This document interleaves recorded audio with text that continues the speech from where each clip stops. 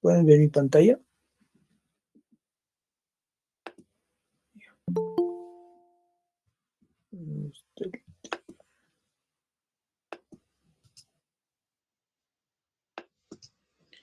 Bueno, vamos a empezar la clase de hoy diciendo que la hipertensión intracraneana es todo aquel mecanismo fisiológico por el cual aumentamos y alteramos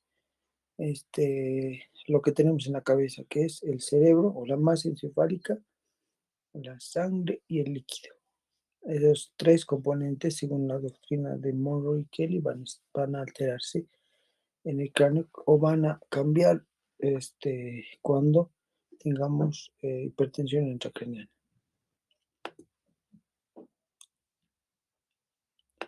Entonces vamos a hablar de eso ya. Caramba. Y ahora sí.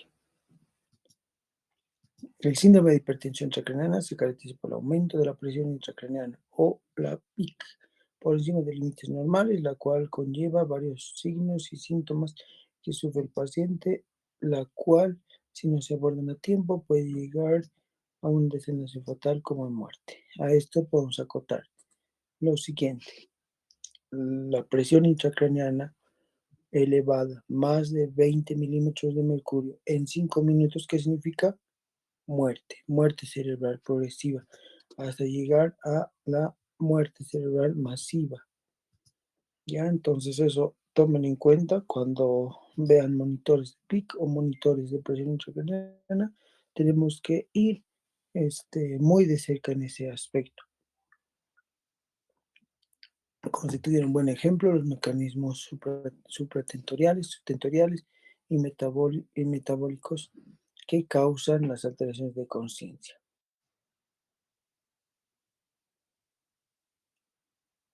Vamos entonces a los valores normales. Pues sí, está un poco rara, bueno, disculpa la nomenclatura, pero bueno, para que nos quede claro, los valores normales son una presión intracraniana en bebés de 5, ¿ya? Y en adultos de 7. En adultos estamos hablando desde 10 hasta 15 milímetros de mercurio podemos tener, ¿ya? O unos 18 milímetros de agua, ¿ya? Si la presión está por encima, pues, sostenidamente puede ser una situación de una emergencia, como hemos hablado. 20 milímetros de mercurio arriba, si 20 milímetros de mercurio, una presión arriba, en 5 minutos puede ser causante de lesiones cerebrales agudas que van a ir a lastimar las neuronas. Entonces tenemos, como ya hemos visto, tenemos tres componentes básicos de la neurona, según la doctrina de Monroe y Kelly. Los componentes son la masa encefálica, el líquido cefalorraquídeo que está en los ventrículos, que en las prácticas hay veces estamos preguntando cada rato, ¿dónde está el ventrículo? Aquí está el ventrículo. En ese se ve muy bonita imagen.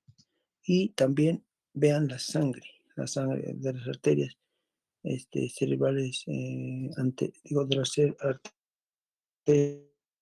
cerebrales anterior, medio y posterior.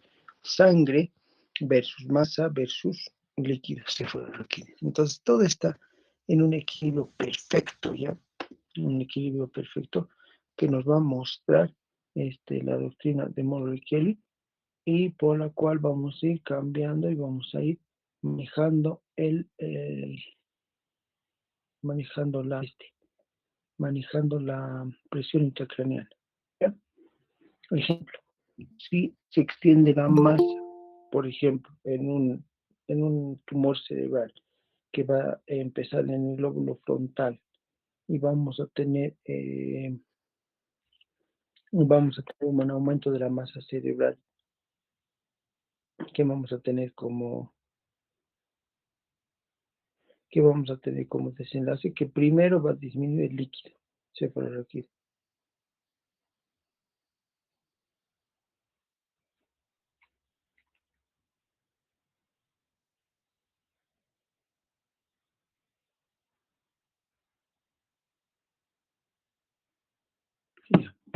Entonces va a disminuir primero el líquido cefalorraquídeo, disminuyendo los ventrículos, ¿no?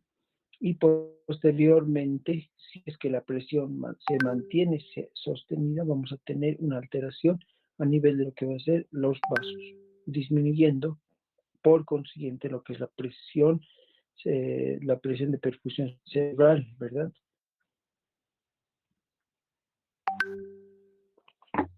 Entonces todo es un juego entre los mecanismos de compensación y sobrecompensación. Además que en esto vamos a tener muy en cuenta lo que se llama la autorregulación cerebral, la autorregulación del flujo sanguíneo cerebral normal, que básicamente es más o menos la presión de perfusión. ¿Cuánto es? De 50 a 70 milímetros de mercurio, ¿verdad?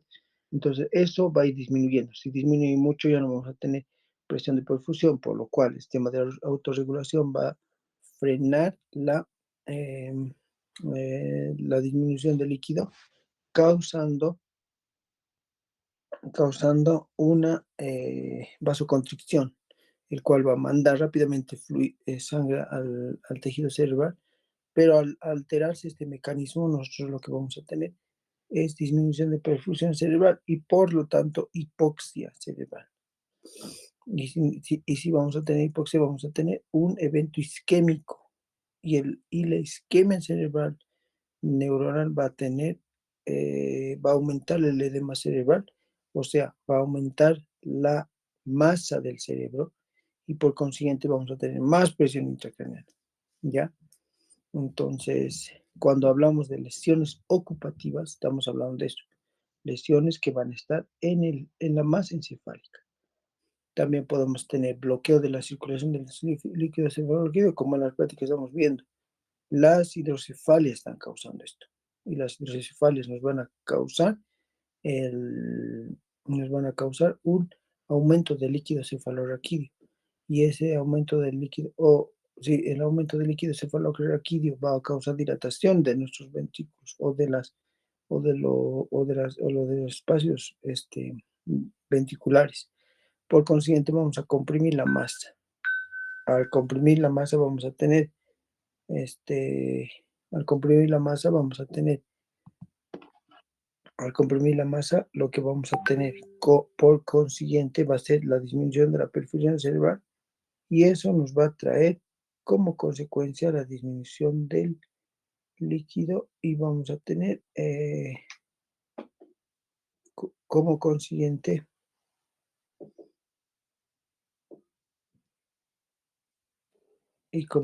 vamos a tener eh, como consiguiente vamos a tener la disminución de la perfusión y la isquemia cerebral.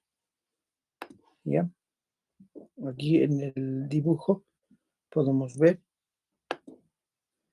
cómo entra en juego ese equilibrio, ¿verdad?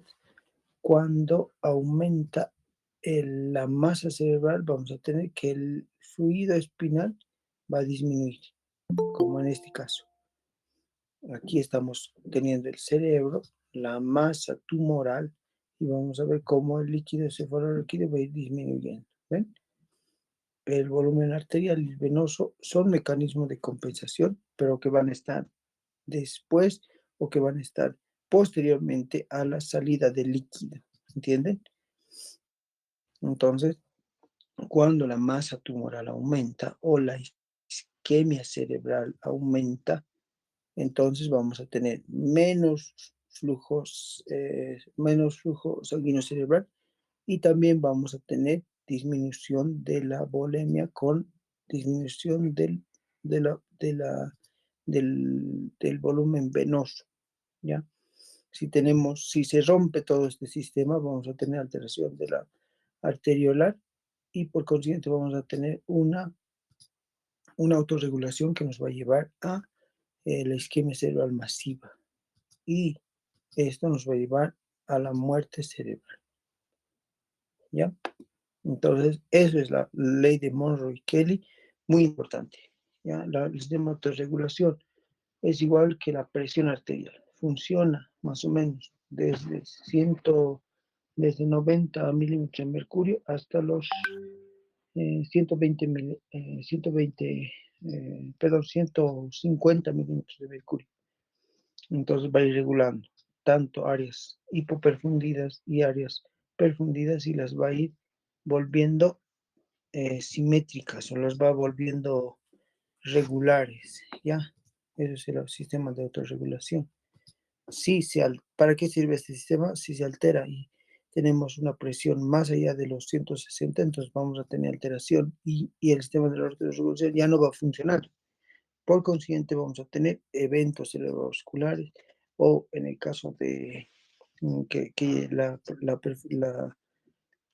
la presión sanguínea esté disminuida muy por debajo de los 60, entonces vamos a tener áreas de isquemia cerebral masiva, ¿ya?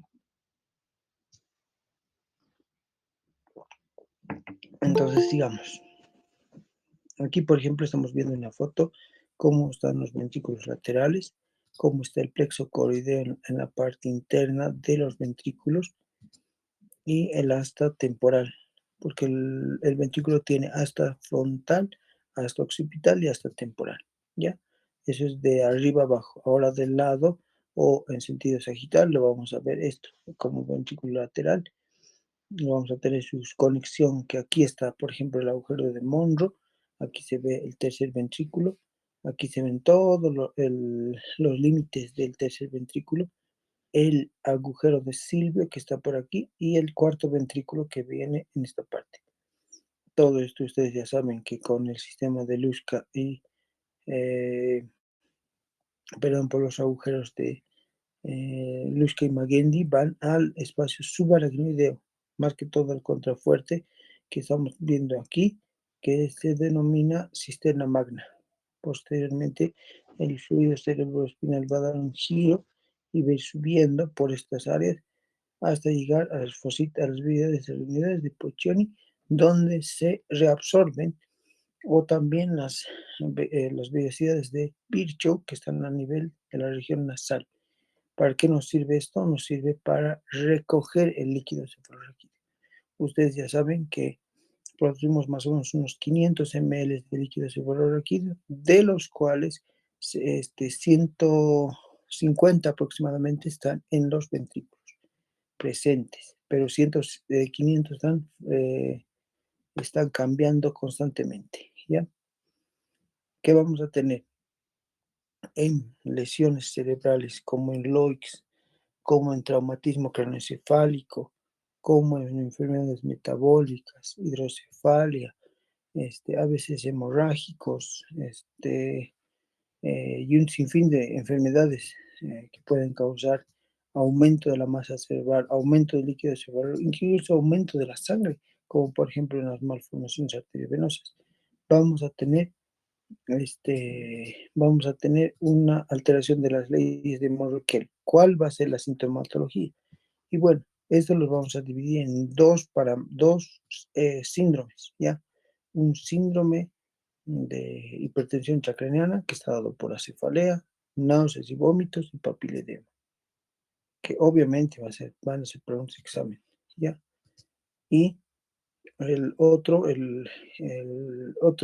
mecanismo es el síndrome de Cushing de la hipertensión intracraniana, que está caracterizado por alteraciones respiratorias.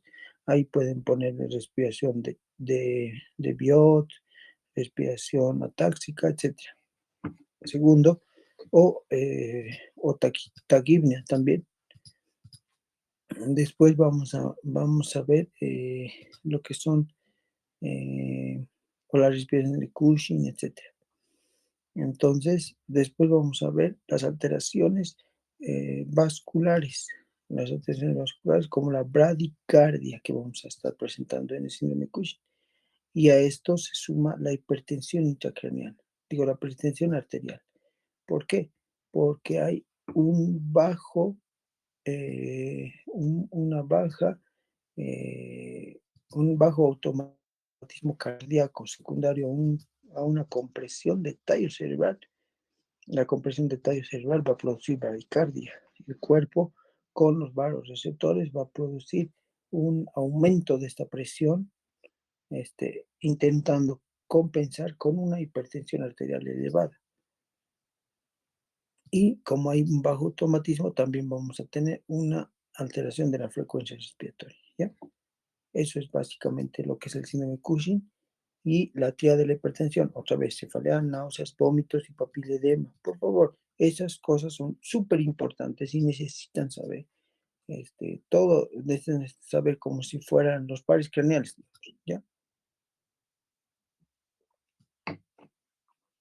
Ya, con frecuencia la hipertensión intracraneana global se inicia una lesión con edema. Después regional, muchas lesiones por desplazamiento de tejido. Ahora vamos a hablar de las hernias cerebrales, ¿ya? Cuando estamos hablando de fosa posterior, vamos a hablar de las hernias este, infratentoriales o hernias tentoriales, le llamamos. Cuando hablamos de la falx o de la hoz cerebral, vamos a ver las hernias falxinas o subfalxinas, ¿ya? Sulfalx, ¿entienden? Porque esto también se llama falx. Cuando veamos el lóbulo temporal, vamos a hablar de hernias uncales y vamos a hablar de hernias de agujero magno cuando estemos cerca al agujero magno. Ahí vamos a ver esto.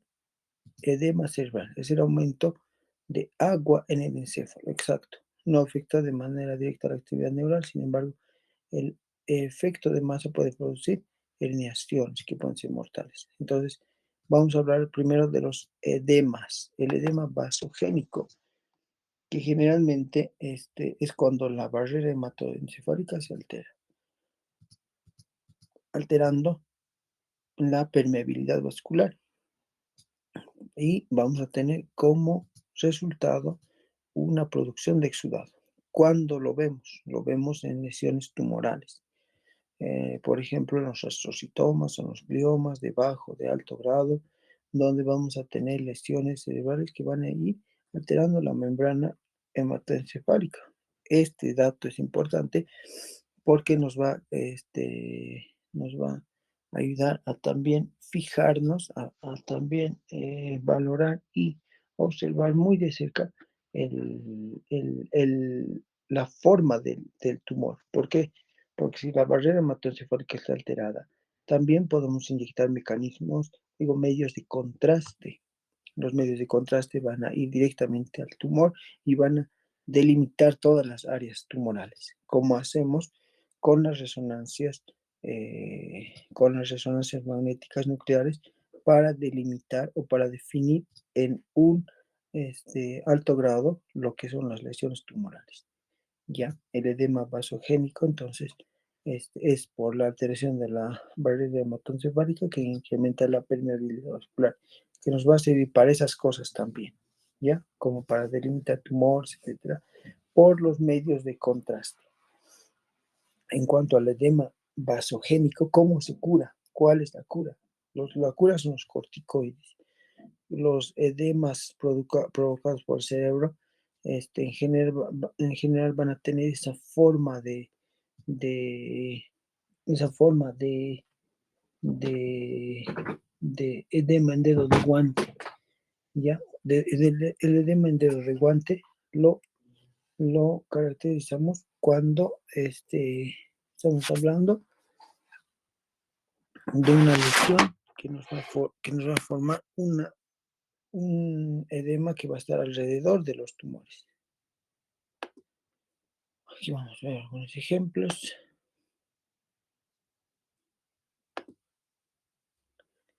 ¿Dónde estás? Aquí está.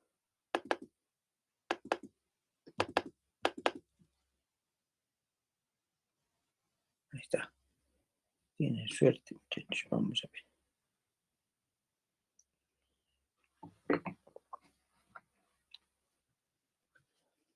Entonces, todo tumor va a causar un edema vasogénico. Les estoy mostrando las imágenes para que sea bien claro. Esto, ¿ya? ¿Dónde están? ¿Dónde están tumores?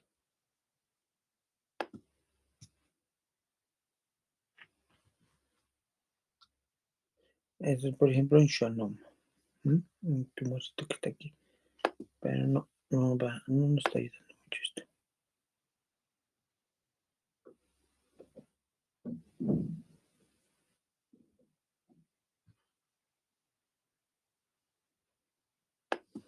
Esta es la clave.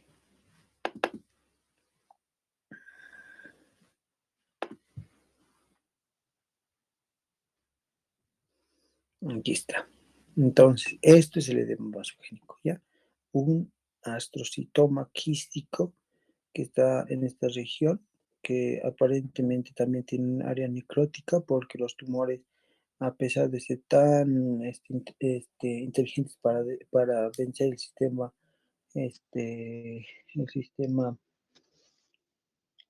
inmunológico, no son tan ávidos porque no llegan a vascularizarse totalmente, por eso está necrótico en el centro. Pero en las partes laterales está formando este llamado edema de dedo de guante, porque miren, parece un dedo, dos dedos, tres dedos, cuatro dedos, cinco dedos. Es como si todo un guante estuviera ahí. Ese es el edema vasogénico. ¿Cuál es la cura? Hemos dicho corticoides. El edema citotóxico es intracelular, está en la sustancia blanca y gris y no se altera la barrera hematocefálica, se produce por un agotamiento energético de la célula. A esto nos referimos citotóxico cuando en la sustancia blanca y gris no se altera su barrera hematocefálica como la anterior, sino se produce un agotamiento energético de la célula. Esto lo vemos en lesiones puntuales, por ejemplo, en las leucoencefalomalasias, donde, donde estamos viendo la destrucción de las células y que van a estar más o menos en esa área gris y blanca, ¿ya? El edema isquémico, ya han visto en los infartos cerebrales masivos o en los infartos cerebrales, es intra y extracelular. Se localiza en la sustancia blanca y gris. Se altera la barrera hematocefálica, empieza como citotóxico, como el anterior, y termina como vasogénico. Es decir, tiene una formación bifásica. A esto, por eso nos estamos deteniendo aquí, porque el citotóxico primero va a ser por el comienzo de un AVC isquémico y posteriormente va a tener como consecuencia la,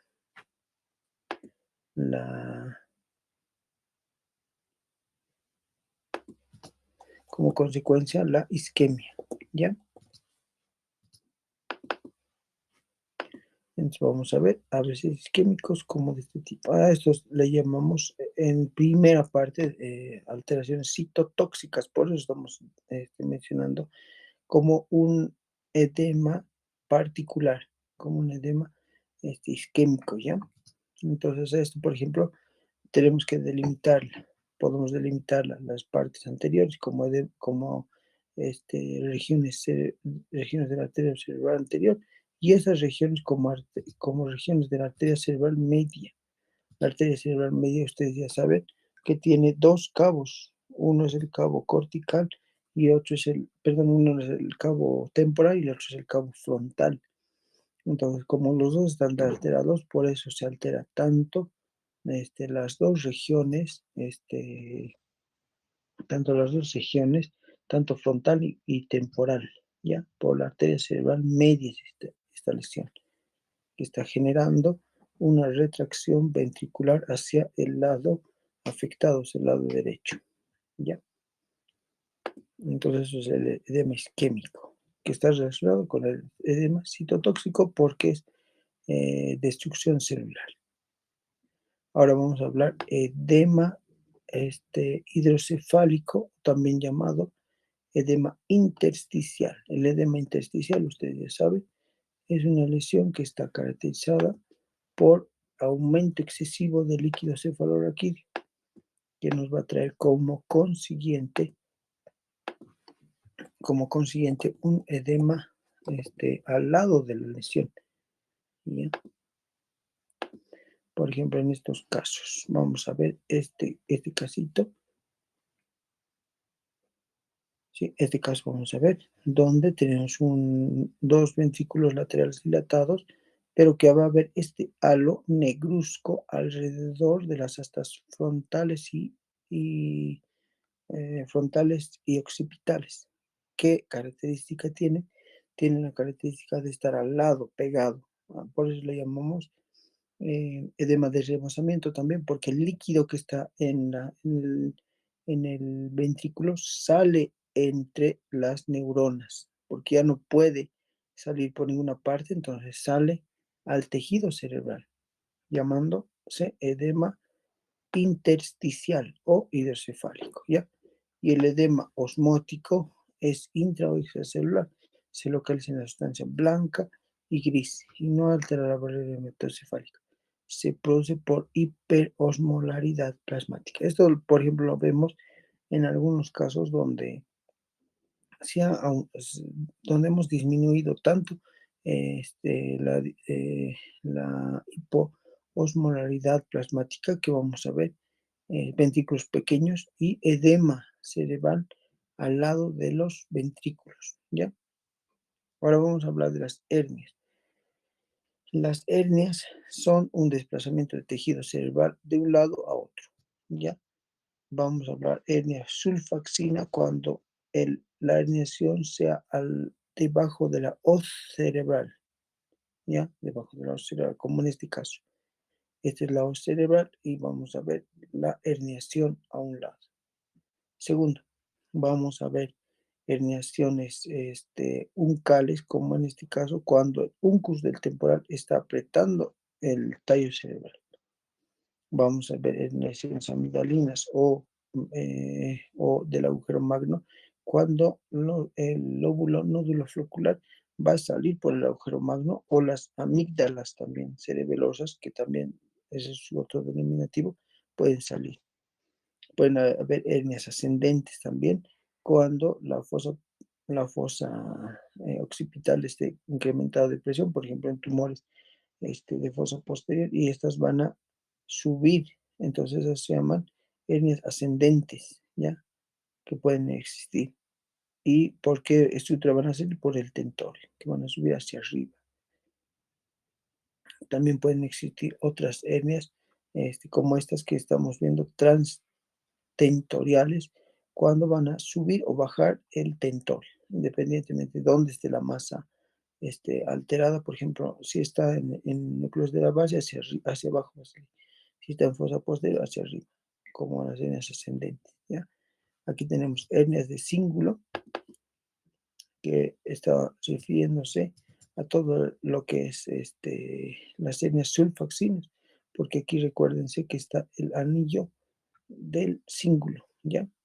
Las hernias transtentoriales descendentes, como ya hemos hablado, que van a bajar, ¿no? Y las hernias transtentoriales descendentes laterales, que van a bajar como las hernias uncales, que igual van a descender.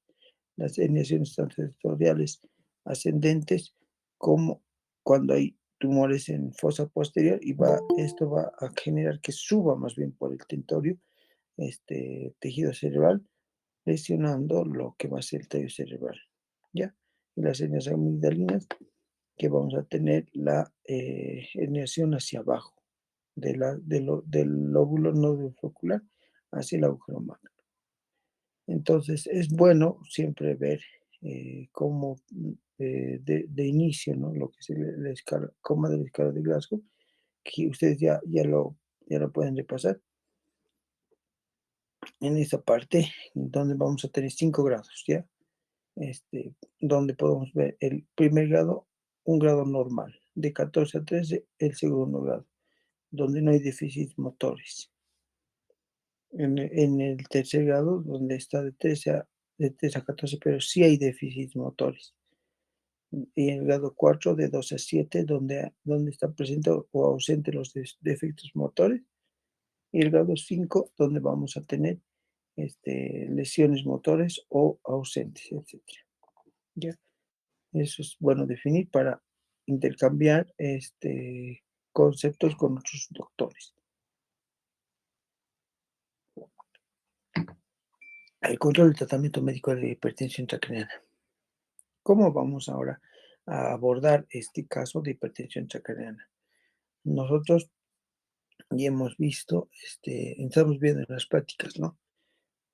¿Cómo vamos a abordar? Porque eso es importante desde el punto de vista de médicos, está bien, saber todos los parámetros y todas las formas y este, todas las todos los conceptos fisiológicos y anatómicos, pero ahora tenemos que abordarlos. Entonces, ¿a qué se refiere cuando la cabeza está elevada? Se refiere a que el retorno venoso del cerebro va a volver al cuerpo ávidamente por las venas yugulares externas, ¿ya? Eso significa, podemos poner más sentado, más de 45, no, porque a veces el paciente puede caerse de lado, pueden pasar cosas.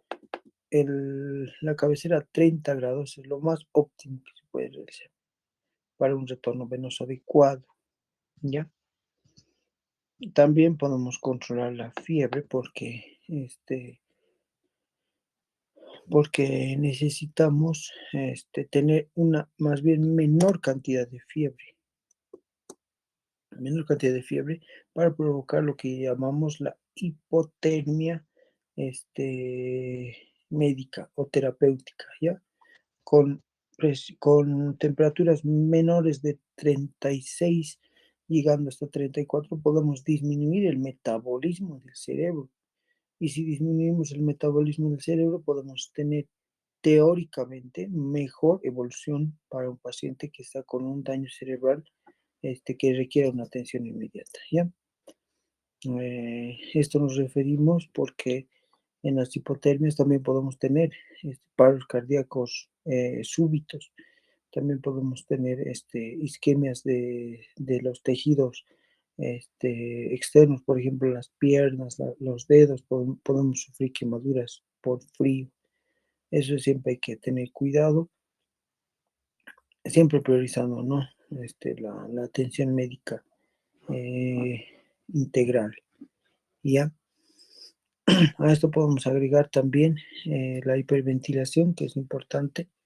La hiperventilación que nos referimos a el uso del oxígeno, ¿ya? Puede ser a 4, 6 litros minuto por mascarilla facial, si está el gas muy disminuido, entonces hay que conectarle un tubo endotraqueal o un tubo de traqueostomía,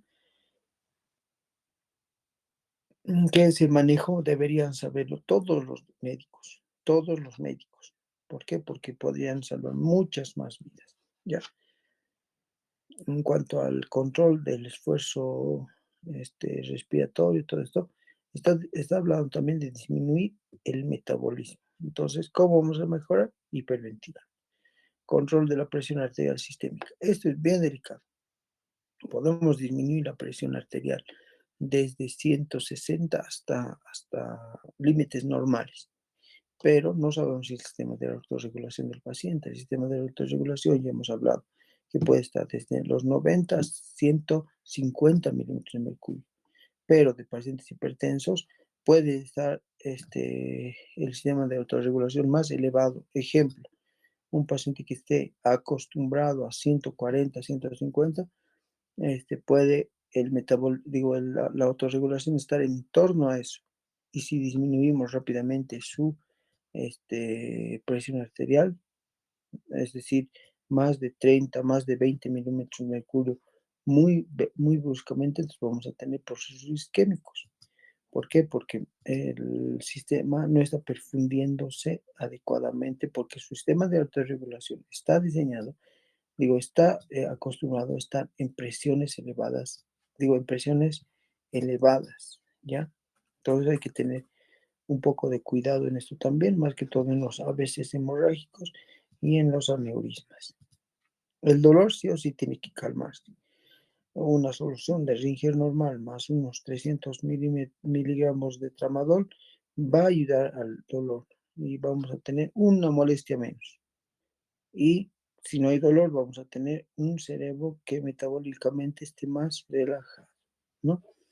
Y la prevención de las crisis epilépticas, ya hemos hablado. Igual, la fenitoína, el fenobarbital, el ácido valproico o lo que tengamos a la mano, incluso el diazepam rectal, se puede colocar. Pero lo ideal es agregar la fenitoína, 100 miligramos cada 8 horas. Es lo ideal. En cuanto a la hiperventilación, ya hemos hablado. Si es un paciente que está con Glasgow 8, entonces necesita intubación, necesita una traqueostomía. ¿Para qué? Para que el cerebro no entre en hipoxia, porque ya saben que el cerebro está edematizado, estamos alterando el sistema de la doctrina, según la doctrina de Monroe, que ya no tenemos líquido y estamos disminuyendo la perfusión cerebral. Si disminuye la perfusión cerebral y no tenemos una ventilación adecuada, vamos a entrar en un proceso hipóxico, que eso nos va a llevar a una muerte cerebral, ya progresiva. Entonces, no se olviden de sus parámetros.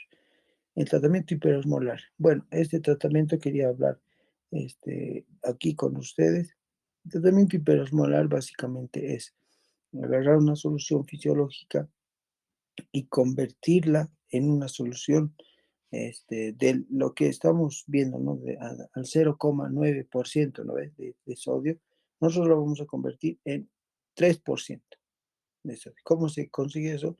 Se consigue utilizando este, 120 ml de cloro de sodio y mezclándolos con 88, eh, perdón, 12 milímetros de mercurio, digo 12 ml de cloro de sodio con 88 ml de solución fisiológica. Mezclamos esos dos componentes y vamos a tener 100 ml de solución hipertónica al 7%. Podemos preparar más o menos, pero esa solución la tenemos que transfundir si estamos en un establecimiento con una bomba de infusión a más o menos 3 milímetros en las primeras horas, y luego a 1 milímetro hora en los próximos minutos, más que todo a los niños en ese aspecto. Si están con bombas de infusión o equipos de venoclisis que tengan incluso en los domicilios, en donde sea que estén, entonces se utiliza en bolos, ¿ya? Utilizamos 120 ml de cloro de sodio, lo mismo, en 880 en sodio, digo, de cloro de solución fisiológica. Se mezcla y se perfunde eso en 24 horas, o si no, le meten 250 cada 8, digo, cada 6 horas, lo mismo. Pueden utilizar las soluciones como el manitol, sí se puede, con más cuidado, ¿no? Porque el manitol tiene dosis de rebote, ¿ya? Si le ponen manitol y no colocan furosemida, entonces va a tener su rebote, su rebote. Es como decir, vamos disminuyendo la presión, pero cuando se acaba el manitol, ¡pim!, va a subir la presión. Baja, sube, eso se llama rebote. Entonces, para evitar eso, 30 minutos después de todas las soluciones de manitol, más que todo lo que se da es 120 ml o 100 ml cada 6 horas. Después del manitol, vamos a darle 30 minutos después, 20 miligramos de furosemida para que no exista este efecto de rebote, ¿ya? Los corticoides, ¿cuándo se dan? Ya hemos hablado en la cura de los edemas, tanto los intersticiales y los vasogénicos. Ay, en los otros edemas no funcionan, no sirven, ¿ya? Solo en el edema vasogénico e intersticial. Entonces, el tratamiento con dosis altas de barbitúrico. Ya entramos bueno, hay 3 niveles de atención, ¿ya? El, el periférico al hospital, donde vamos a poner todo esto, vamos a poner en práctica. Ya en el hospital, donde vamos a usar ya el manitol, las soluciones hipertónicas, la monitorización cerebral, la monitorización, este, mm, tanto el monitoreo cardiorrespiratorio, todo esto. Y vamos a pasar a las salas de UTI con las dosis de barbitúricos, donde vamos a usar como sedantes el midazolam, o vamos a pasar incluso a otros como el propofol, donde el paciente ya está intubado, ya está con sus 5 tubos que ustedes siempre ya tienen que colocarlo desde la atención perihospitalaria, que son 2 vías endovenosas de calibres gruesos, 18, 16, un tubo endotraqueal o de traqueostomía si pueden, si no, una máscara de oxígeno está bien, un catéter venoso central que tiene que estar en el cuello, una sonda vesical que tiene que estar bien instalada y una sonda nasogástrica que también tiene que estar bien instalada. Esos serían los 5 tubos que hay que colocar y es obligatorio para cada cualquiera sea el manejo. ¿Ya? Podemos utilizar drenajes de PCL en terapia intensiva, como frecuentemente hacemos, o las intervenciones quirúrgicas de urgencia, como las craniotomías descompresivas, las craniotomías descompresivas que pueden ser frontales, bifrontales, hemisféricas, etcétera. Cualquier procedimiento se lo realiza en ese mismo instante y según la monitorización de la presión intracraneana que está marcándonos el monitor, ¿ya? También podemos catalogar la presión intracraneana viendo cómo va a estar el flujo sanguíneo cerebral, ¿ya? Ustedes saben que la presión arterial media menos la presión intracraneana es igual a la perfusión sanguínea cerebral, ¿no ve? O el flujo cerebral perfundido, perdón, la perfusión sanguínea cerebral, ¿no ve? Entonces significa eso que cada parte del cerebro va a tener una perfusión sanguínea. ¿Ya? Que va a estar marcándonos según la presión intracraneal. La presión media, que por ejemplo puede estar en 90, en 70, menos la presión de 10, digamos, nos está dando una presión de perfusión cerebral de 60, digamos. Entonces estamos bien con eso. Pero si es que la presión intracraneana sube, por ejemplo, a 20, entonces vamos a tener una menor perfusión sanguínea cerebral, lo cual va a causar isquemia o muerte cerebral por hipoxia. ¿Ya? Los cuidados en terapia intensiva, básicamente, va a ser observación, reconocimiento, análisis, decisión, etc. En este caso, en terapia intensiva, ¿qué vamos a realizar? Vamos a realizar los 5 tubos que ya van a estar bien armados. Un paciente en coma barbitúrico, que significa bien sedado, con un RAS -4, que significa que no va a tener estímulo, no va a tener respuesta a casi ningún estímulo. Las pupilas van a ser midriáticas, el paciente no va a presentar movilización de extremidades ni de su cuerpo. Entonces vamos a hacer cada día exámenes de nuestros electrolitos, porque necesitamos ver cuánto de sodio está teniendo cada día el paciente. ¿Para qué? Para controlar las soluciones hipertóricas y para que no tengamos una disminución de la natremia, que generalmente pueden pasar en estos casos. También necesitamos controlar cómo está la respuesta renal con la creatinina. Necesitamos ver cómo están los pulmones con un ventilador mecánico que esté bien instalado y también que esté sincrónico con el paciente, porque no puede presentar asincronías debido a que nuestro paciente está en sedación y tenemos que tener menor metabolismo cerebral, lo cual significa que tiene que estar totalmente dormido con con un ventilador en CMB, o sea, tiene que estar en control absoluto con el monitor, digo, con el ventilador. Y si hay asincronías, entonces tenemos que corregir sus problemas.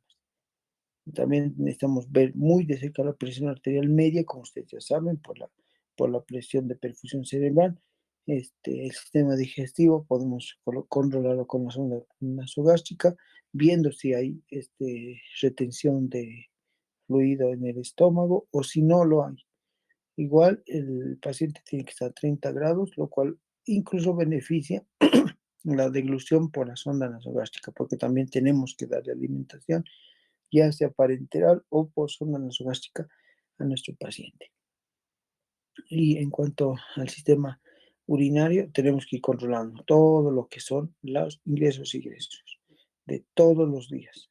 en los pacientes en terapia intensiva y controlar básicamente la PIC. Eso se da con 4 ondas que generalmente nos los monitorizan con los monitores Drager, que básicamente se encargan de evidenciar las 3 presiones de perfusión importantes, P1, P2, P3, que más o menos es como una M, que eso nosotros siempre lo vemos en los equipos de monitorización de perfusión cerebral, que si están variados, están alterados, por ejemplo, en cuanto al P3 puede estar creciendo sigilosamente, entonces nosotros vamos a tomar decisiones, como por ejemplo realizar cardiotomias descompresivas, realizar exéresis tumorales, independiente de cuánto sea la estabilidad del paciente. Tampoco se puede poner en riesgo el,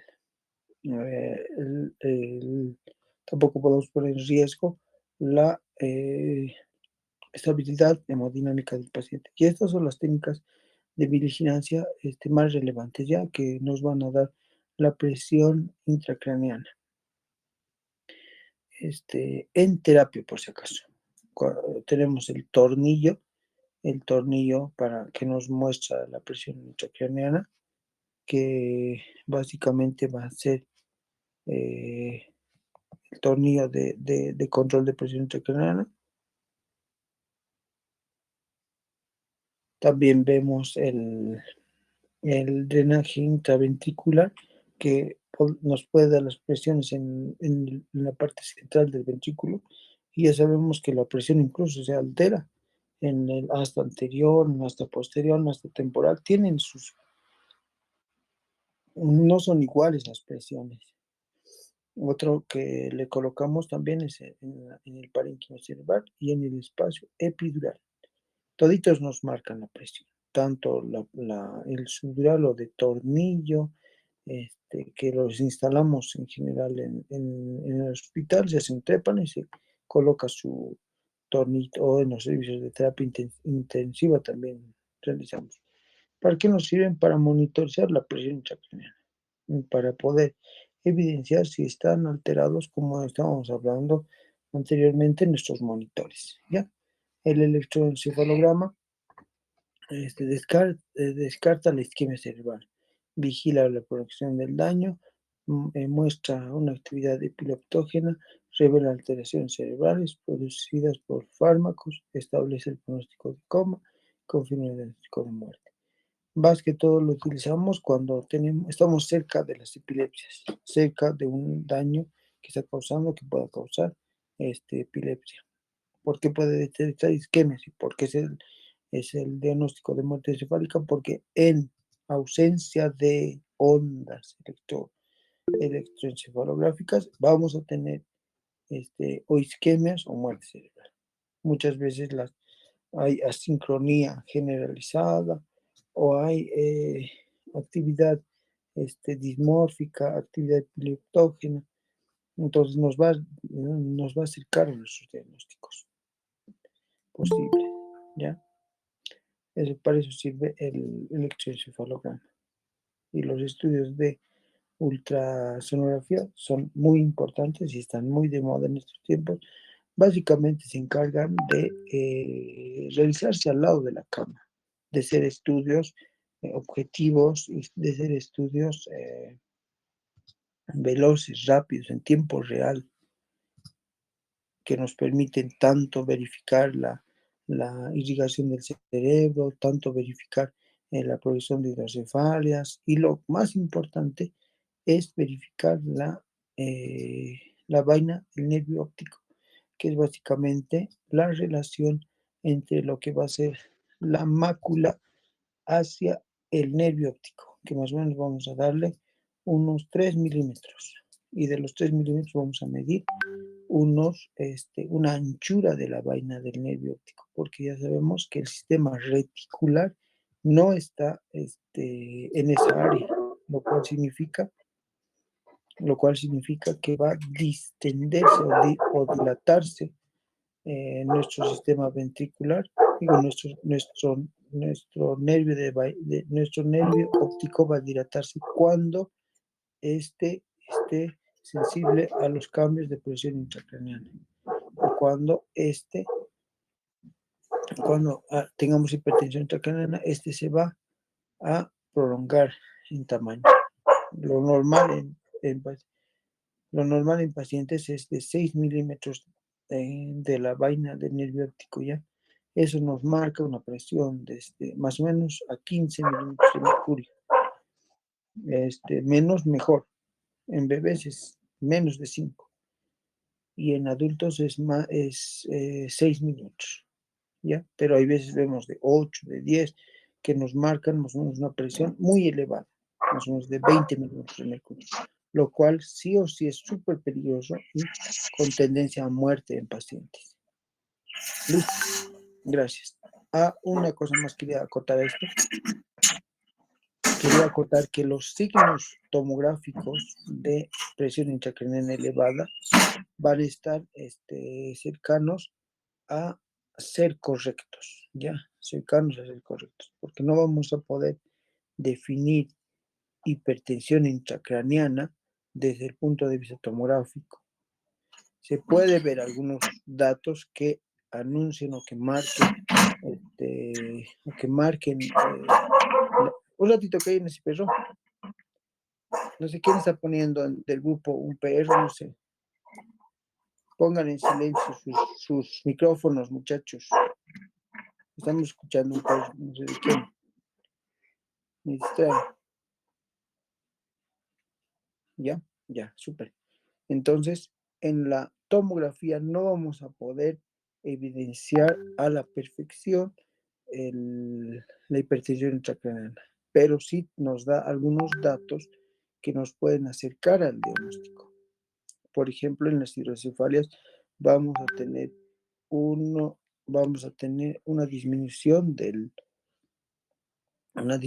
los espacios o hemisféricos. No vamos a ver las sistemas hemisféricas, ¿ya? Y si es que no tenemos hidrocefalia, los ventrículos se van a ver bien delgaditos, como si fueran rayitas más, no como en este caso que vemos al revés, unos ventrículos bien dilatados. Entonces esos son datos que nos van a acercar a decir que este paciente que está con hipertensión intracraneana. Pero lo ideal es realizar mediciones bien correctas de la presión intracraneal para poder acercarnos a los diagnósticos, porque muchas veces hay, hay diversas opiniones incluso de qué sería bueno o qué sería malo en cuanto a las presiones intracraneales elevadas o bajas. Y ese es el tema de hoy. ¿Alguna pregunta, muchachos? Que se llama, levanten la mano, por favor.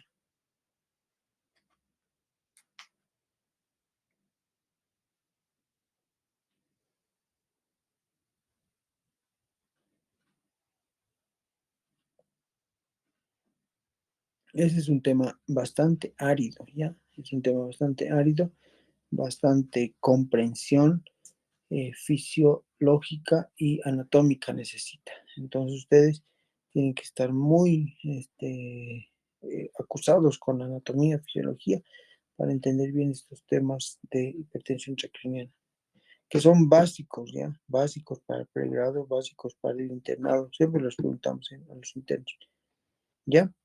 Listo, entonces. Nos vemos en otra oportunidad. Que les vaya bien. Con Dios, mañana en el examen a las 12 de la